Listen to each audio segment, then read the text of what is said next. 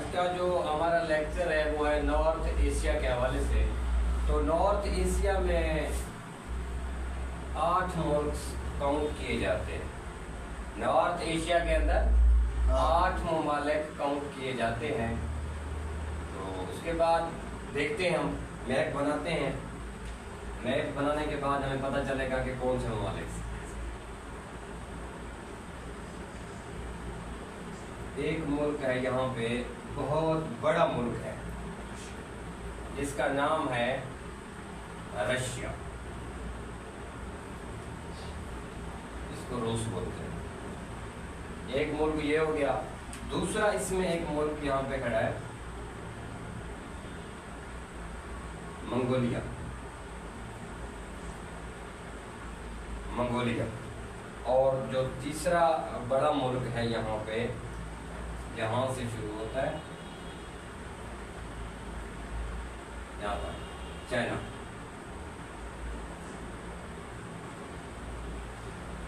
तीन मुल्क हो गए यहाँ पे। अब देख लें, चाइना से नीचे हम हैं, इधर पाकिस्तान, इधर इंडिया, नेपाल, भूटान और बांग्लादेश वगैरह सारा इधर। चाइना के साथ यहाँ पे एक मुल्क बनता है। थोड़ा सा मैं आपको यहाँ पे चाइना को ना, हम यहाँ टर्न करते हैं, टर्न करके यहाँ पे मिला देते हैं। तो यहाँ पे 2 मुल्क और बनते हैं। ये भी क्लियर करते जाए हम। यहाँ पे जो मुल्क हैं 2, नॉर्थ कोरिया और साउथ कोरिया। मैं थोड़ा सा ना इसको, चाइना को हम बढ़ा देते हैं इधर। ठीक है बेटा, घबराने की जरूरत नहीं है। ये है नॉर्थ कोरिया, ये है साउथ। ठीक हो गया भाई। 3 और 2 5 हो गए। 5 के बाद एक यहाँ पे जजीरा है, जिसका नाम है ताइवान। ठीक हो गया भाई। 6 हो गए। एक यहाँ पे मुल्क है इसी तरह का, उसका नाम है जापान। 7 हो गए। एक और जजीरा है यहाँ पे, हांग। कौन सा बेटा? हांगकांग।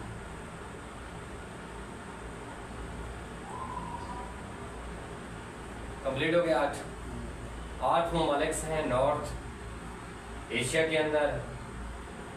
नॉर्थ और ईस्ट वाला साइड हम पढ़ रहे हैं। ईस्ट इस साइड को कहते हैं, नॉर्थ ऊपर को कहते हैं। पूरे एशिया का नॉर्थ और ईस्ट वाला साइड पढ़ रहे हैं। दोबारा देख ले, रशिया है, रशिया की कैपिटल मॉस्को है। क्या है बेटा? मॉस्को। रशिया कैपिटल क्या है बेटा? मॉस्को है। इसकी जो करेंसी है रूबेल है। क्या है बेटा? रूबेल इसकी करेंसी है। मॉस्को इसका कैपिटल है। मंगोलिया की तरफ जाते हैं तो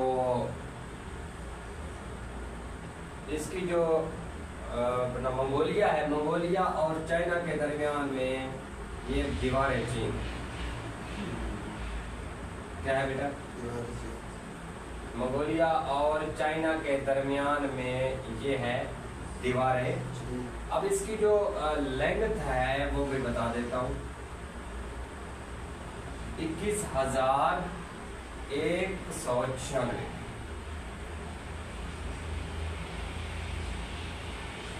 किलोमीटर। 21,196 किलोमीटर चाइना और मंगोलिया के दरमियान में दीवारें चीन मौजूद। आपको पता होना चाहिए चाइना की जो करेंसी है वो है युआन।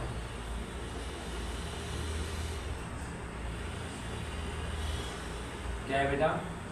युआन। और इसकी जो कैपिटल है बीजिंग। क्या है बेटा? समझ आ गया? एक दरिया है यहाँ पे चाइना के अंदर, जिसका नाम है येलो रिवर। क्या नाम है बेटा? याद हो जाएगा।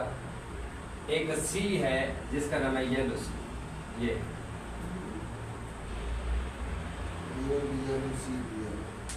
चाइना और नॉर्थ कोरिया साउथ कोरिया के दरमियान में सी कौन सा है? येलो सी। येलो रिवर किसका है? चाइना का। ऊपर चले जाते हैं दोबारा।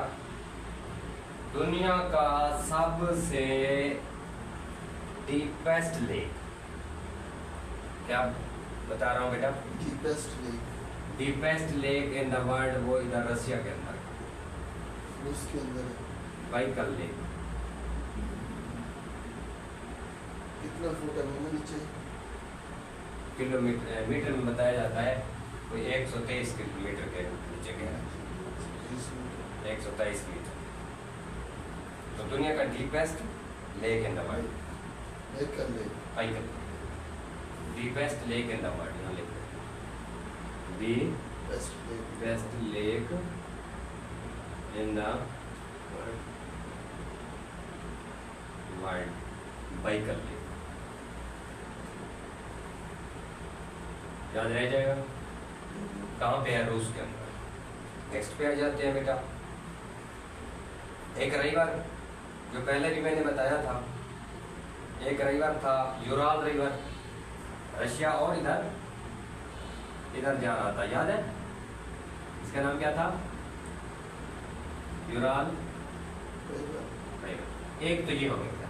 दूसरा यहाँ पे एक दरिया, इसका नाम है वोल्गा रिवर। क्या नाम है? वोल्गा रिवर भी रशिया का दरिया है। अच्छा, वोल्गा रिवर को यूरोप में काउंट किया जाता है। रशिया का हाफ पार्ट यूरोप का हिस्सा। वोल्गा रिवर यूरोप का सबसे बड़ा दरिया है। अब याद रहेगा, है रशिया के अंदर। यूरोप का सबसे बड़ा दरिया वोल्गा रिवर। एक तो ये हो गया। यूराल रिवर भी है और यूराल माउंटेन रेंज भी है रशिया में, याद रहेगा।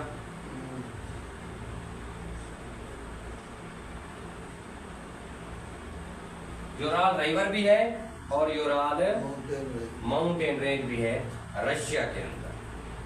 दो चीजें ये हो गई। उसके बाद हम आ जाते हैं, एक स्क्वायर बनता है। ये जो मॉस्को है ना, मॉस्को मतलब यहाँ पे इस तरह एक स्क्वायर बनता है। स्क्वायर असल में क्या है, थोड़ा सा समझा दो। जिस तरह हमारा डी चौक है, धरना देने के लिए एक चौक बनाया गया है जहाँ पे जो लोग आके धरना देते हैं, तो वहाँ पे एक चौक बना जिसका नाम है रेड स्क्वायर।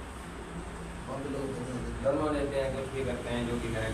इसका नाम क्या हो गया बेटा? Red square.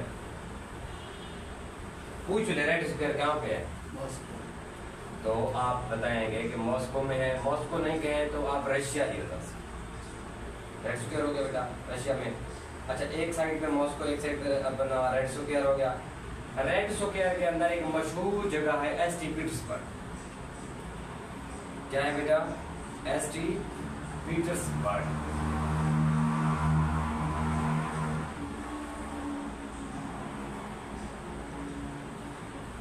ST Petersburg red square के दरमियान में एक जगह है, वो भी मशहूर जगह है। ये भी आपको उसमें एसटी पीटर्सबर्ग में जो रशिया का प्रेसिडेंट है उसकी रिहाइश गाह है सब।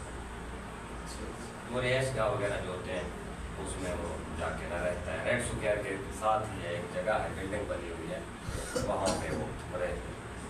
उसके बाद चाइना की हम बात कर लें तो चाइना के अंदर एक निज़ाम चल रहा है जिसका नाम है कम्युनिज्म। इसका जो बानी था उसका नाम है कार्ल मार्क्स। कार्ल मार्क्स इसका बानी था। ये जर्मन था। कार्ल मार्क्स कौन था बेटा? जर्मन। कार्ल मार्क्स जर्मन था। इसके ने एक थ्योरी थी जिसका नाम है कम्युनिज्म, तो वो चाइना के अंदर लागू है। और दुनिया का सबसे बड़ा लॉन्ग मार्च, दुनिया का सबसे बड़ा लॉन्ग मार्च पैदल लॉन्ग मार्च किया गया, दुनिया का सबसे बड़ा लॉन्ग मार्च 10,000 किलोमीटर। कितना बेटा? 10,000 किलोमीटर एक लॉन्ग मार्च किया गया, वो भी चाइना का था बंदा, उसका नाम था माओ ज़ेडुंग।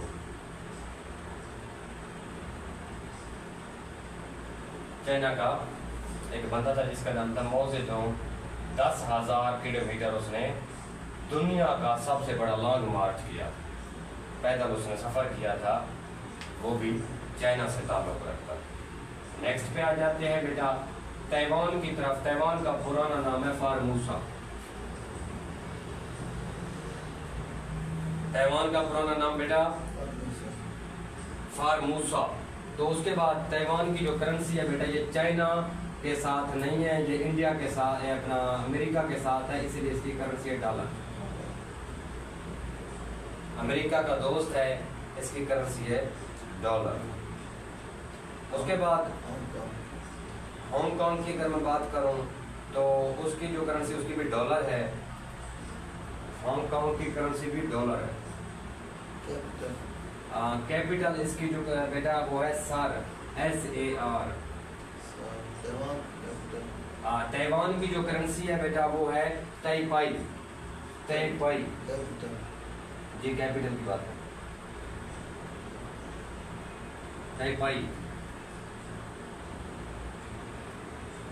कैपिटल इसकी ताइपाई है और डॉलर इसकी करेंसी है। इसमें कैपिटलिज्म है ये अमेरिका के साथ। ताइवान किसके साथ है बेटा? अमेरिका के साथ। नॉर्थ कोरिया और साउथ कोरिया की बात कर लेते हैं, दोनों की करेंसी वोन है। दोनों की करेंसी वोन है। दरमियान में जो बॉर्डर बन रहा है ये 38 डिग्री पैरेलल है। नॉर्थ कोरिया और साउथ कोरिया के दरमियान जो बॉर्डर लाइन है उसका नाम है 38 डिग्री पैरेलल। उसके बाद सियोल इसके प्योंगयांग इसकी है ना, इसकी है प्योंगयांग, इसकी कैपिटल हो गया, इसकी है सियोल। सियोल इसका कैपिटल है साउथ कोरिया का और नॉर्थ कोरिया का है प्योंगयांग। जापान की थोड़ी सी बात कर लेते हैं बेटा। जापान की अगर हम बात करें तो जापान का जो करेंसी है वो है येन और इसकी जो कैपिटल टोक्यो है, ये आपको पता होना चाहिए। और जापान जो है ना बेटा ये पैसिफिक के मतलब इसको कहते हैं हार्ट ऑफ पैसिफिक। ये पैसिफिक ओशन है सारा, पैसिफिक ओशन के अंदर ही मौजूद जापान। जापान की अगर हम बात करें तो जापान, अच्छा थोड़ा सा एक और जजीरा एक मैंने बताया था, जजीरा का नाम था वो क्या था, मोंटूसा आइलैंड। यहाँ पे एक जजीरा है जिसका नाम है मोंटूसा आइलैंड। अच्छा बेटा इसमें इसके ऊपर जापान और रशिया दोनों लड़ते हैं, वो कहता है मेरा है, वो कहता है डिस्प्यूटेड एरिया, झगड़े की जमीन है। एक जजीरा मोंटूसा आइलैंड है, रशिया कहता है मेरा है और जापान कहता है मेरा है। ये भी आपको पता होना चाहिए, पैसे भी क्वेश्चन के अंदर है बेटा ये। उसके बाद जापान के अंदर एक पहाड़ी सिलसिला भी है, उसका नाम एल्प्स है, उसको इतना याद रखने की जरूरत नहीं है। जापान के जो पुराना नाम था वो था निप्पॉन।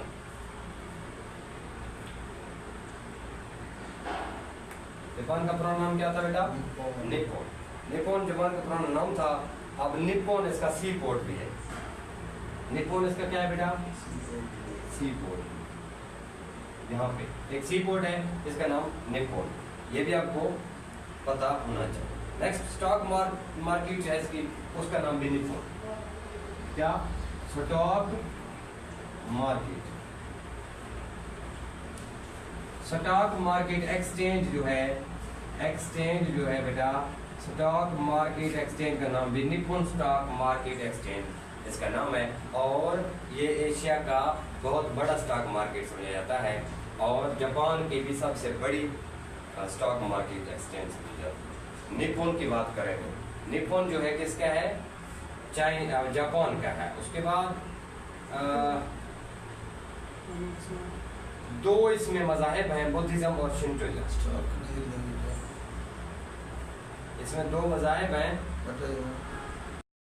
तो जापान की बात कर रहे थे। जापान के अंदर इसके क्या है बेटा, एक सी पोर्ट है इसकी, तो उसका नाम है निप्पॉन सी पोर्ट, या एक स्टॉक मार्केट एक्सचेंज है, उसका नाम भी निप्पॉन है, और जापान का पुराना नाम भी निप्पॉन ही है। तो जापान की करेंसी येन है और जापान का कैपिटल टोक्यो है। एक सवाल यहाँ पे पूछता है कि दुनिया का सबसे बड़ा पॉपुलेटेड सिटी, दुनिया का सबसे बड़ा populated city in the world, वो भी टोक्यो। याद रहेगा बेटा, populated city in the world, दुनिया की सबसे ज्यादा आबादी वाला शहर टोक्यो है, तो वो भी आपको पता होना चाहिए। नेक्स्ट की बात करते हैं, तो अगर हम एटम बम के हवाले से चेक करें, तो यहाँ पे रशिया भी एटम बम है, और चाइना के पास भी एटम बम है, और नॉर्थ कोरिया के पास भी एटम बम। ये तीनों ममालिक एटम से हवाले, तो इधर पाकिस्तान है और इधर इंडिया है, तो ये हो गए 3 और 2 5, टोटल वैसे 8 ममालिक हैं।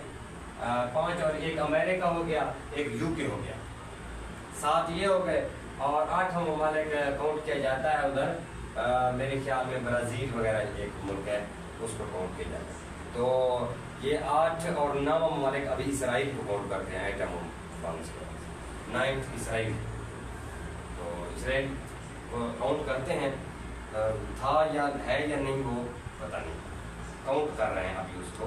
तो ये पैसिफिक क्वेश्चन की मैं बात कर रहा हूँ। ओल्डेस्ट मोनार्की भी जापान की पूछी जाती है, ओल्डेस्ट मोनार्की, मोनार्की कहते हैं बादशाह, किसकी है, जापान। इन द वर्ल्ड में अगर पूछा जाए oldest monarchy in the world, Japan की, oldest monarchy in the world Japan की है बेटा, ये भी याद होना चाहिए। नेक्स्ट अगर मैं जापान की बात करूं, तो इसमें 2 मज़ाहिब आबाद हैं, 2 मज़ाहिब ज़्यादातर इसमें रहते हैं, एक है अपना बुद्धिज़्म और दूसरा है शिंटोइज़्म।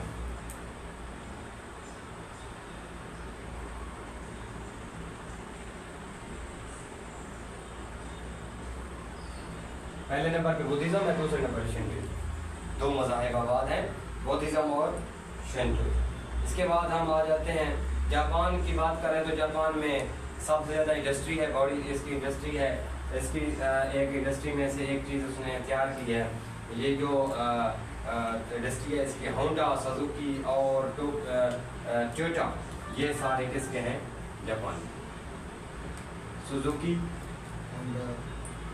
होंडा और टोयोटा,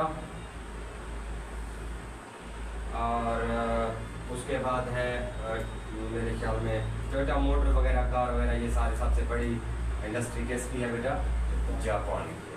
होंडा की कंपनी, सुजुकी की, और टोयोटा कोरोला कार वगैरह इधर के। अच्छा, एक और जापान के हवाले से अकीबाना, एक लफ्ज़ टर्म इस्तेमाल किया जाता है, अकीबाना, एक टर्म है ikebana. What is ikebana? Ikebana is arrangement of the flowers.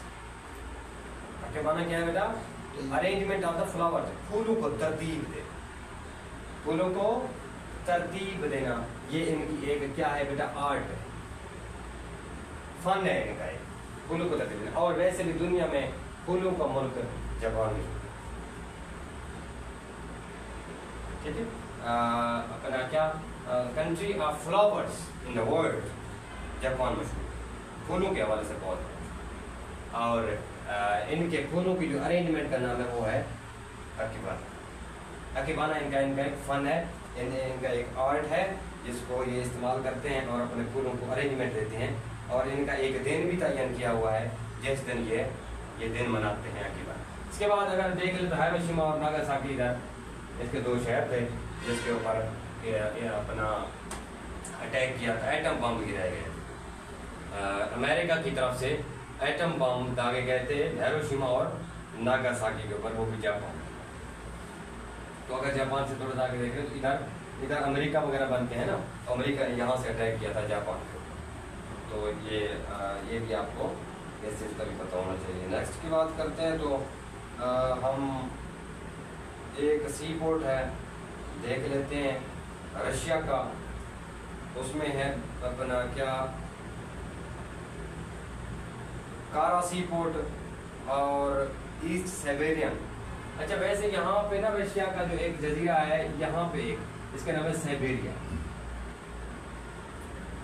Siberian. अच्छा ये टच है इसके साथ, जजीरा समझिए, इसका एक सूबा समझिए। अब इधर अगर देख लें तो यहाँ तक आया हुआ है इलास्का, अमेरिका का। कौन सा बेटा? अमेरिका की रियासत कौन सी है? इधर इलास्का, इधर साइबेरिया।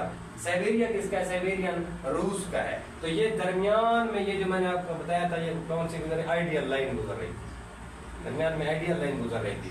यहाँ से अमेरिका ने इधर से बैठ के अटैक किया था। ये हमसाया ममालिक से, ये पैसिफिक ओशन है सारे का सारा। इधर साइबेरिया एंडोर है, तो इधर अलास्का स्टार्ट। अलास्का पहले पार्ट हुआ करता था रशिया का। इलास्का किसका पार्ट था? रशिया का पहले पार्ट था। तो यहाँ पे आइडियल लाइन गुजरती है, मैंने आपको पहले भी बताया था, आइडियल लाइन। यहाँ पे डेट चेंज होता है, यहाँ पे डेट चेंज होता है। अच्छा वैसे भी अगर एक बात बताऊं तो उभरते सूरज की सारजमीन जापान को कहते हैं, देख लो। उभरते सूरज की सारजमीन क्यों है बेटा? ये आइडियल लाइन है ना, यहाँ से सूरज निकलता है, यहाँ से निकलता है, इस तरह जाता है, इस तरह जाके फिर गोल चक्कर लगा के फिर जब यहाँ आता है तो फिर अब उसके बाद नॉर्वे को मिडनाइट सन कहते हैं, नॉर्वे को मिडनाइट सन। तो उभरते सूरज की सारजमीन इसीलिए कहते हैं, जापान से सूरज निकलता है, जापान से सूरज निकलता है फिर इसी तरह चला जाता है आगे। तो ये भी आपको पता होना चाहिए। नॉर्थ एशिया के हवाले से 8 ममालिक थे। ताइवान की हम बात कर रहे थे, चाइना की बात कर रहे हैं, चाइना में रेवोल्यूशन आया था और चाइना में दीवार चीन की बात की हमने। मंगोलिया के और चाइना के दरमियान में 21,196 किलोमीटर उसकी लेंथ है। और उसके बाद एक बहुत बड़े लॉन्ग मार्च की बात की हमने। दुनिया का सबसे बड़ा लॉन्ग मार्च किया गया, 10,000 किलोमीटर सफर किया गया पैदल। उसका नाम था, बंदे का नाम था मौजेडोंग। मौजेडोंग साहब ने एक लॉन्ग मार्च किया था, बड़ा लॉन्ग मार्च दुनिया का, 10,000 किलोमीटर पैदल सफर किया उसने। तो ये भी चाइना का बंदा था। चाइना के अंदर कम्युनिज्म लागू है, कम्युनिज्म का पानी कार्ल मार्क्स है। तो कार्ल मार्क्स का ताल्लुक जर्मनी से था, कम्युनिज्म के फॉलोअर हैं चाइना वाले। अब इसी के सामने ताइवान है, जजीरा छोटा सा, यहाँ पे भी लोग आबाद हैं। तो ये कैपिटलिज्म के बानी हैं, यानी कि फॉलोअर हैं, अमेरिका के फॉलोअर हैं, इसलिए इनकी करेंसी डॉलर है। तो इसका पुराना नाम फार्मूसा था ताइवान का, ये भी आपको पता होना चाहिए। हांगकांग की बात करते हैं तो हांगकांग का एक एयरलाइन वो भी आता है एमसीक्यू में, सिल्क एयरलाइन।